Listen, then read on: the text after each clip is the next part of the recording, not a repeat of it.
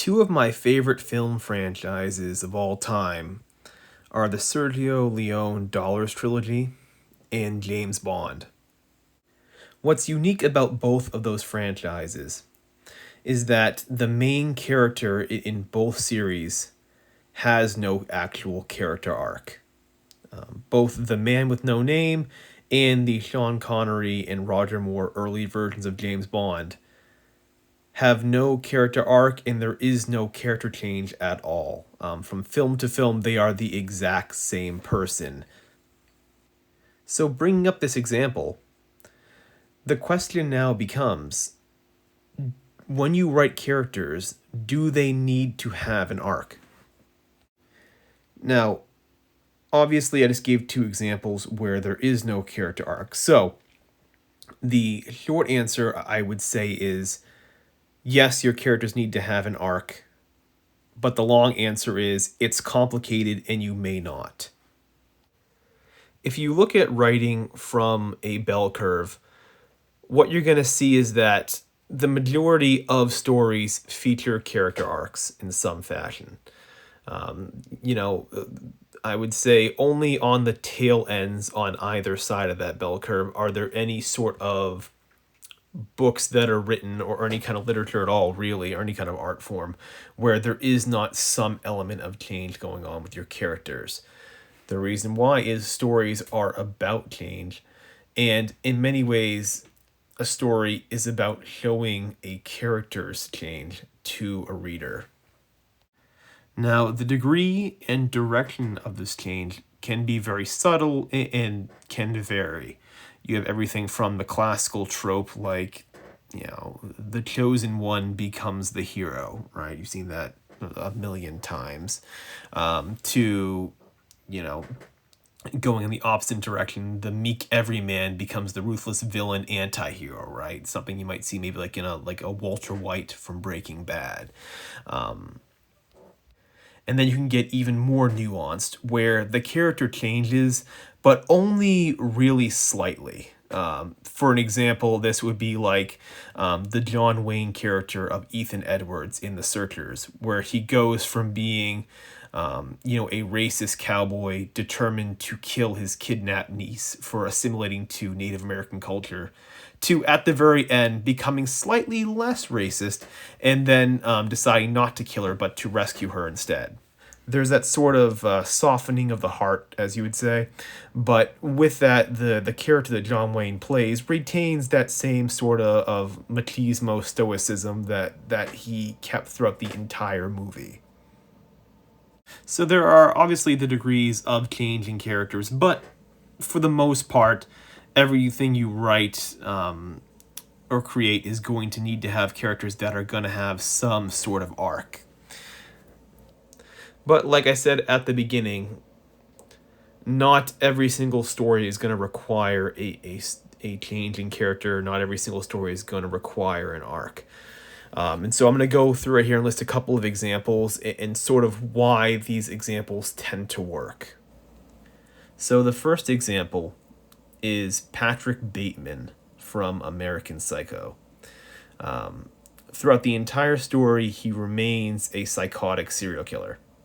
There is no consciousness. There's no conscience that comes in at a certain point. There's no guilt at all for what he does. He remains the same. As someone that views the world on a very surface level, materialistic view, and kills people.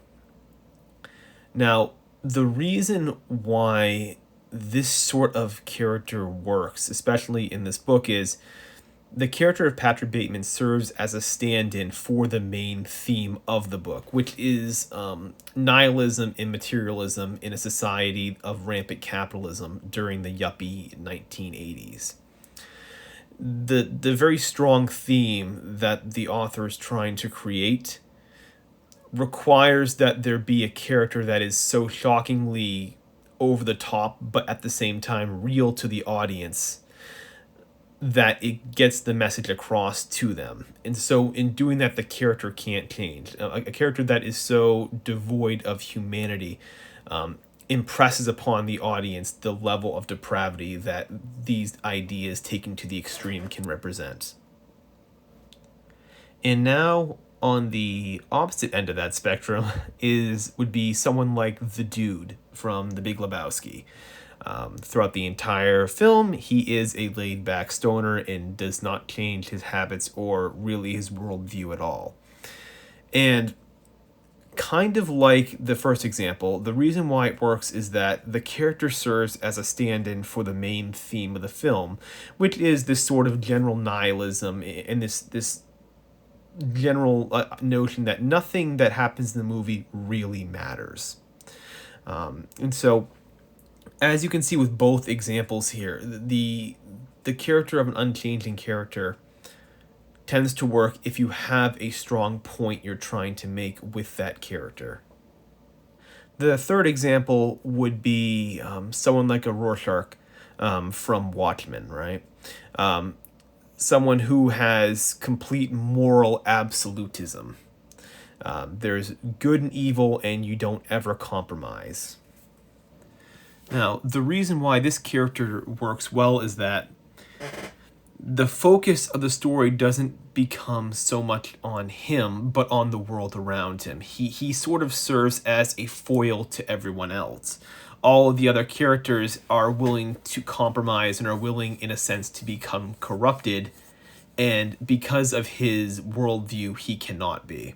So his motivation for not changing, in effect, what it does is it actually changes the others. His lack of a character arc, if you want to call it that, serves as everyone else's character arc because of the interactions he has with the world around them. And it has an effect on the reader where it causes the reader to kind of question the hypocrisy of the others and wonder if their decision, obviously at the end of the comic, is a justified one or not. Now, a quick fourth example would be any sort of children's character that has any kind of interaction with the world around them. So I'm talking like, like a Paddington Bear, a Pippi Longstocking. I'm trying to think of other examples here. Anything where there's a children's character that has to interact with the outside world. Generally speaking, they are unchanging characters. Their innocence, basically, and their optimistic view of the world is uncompromising.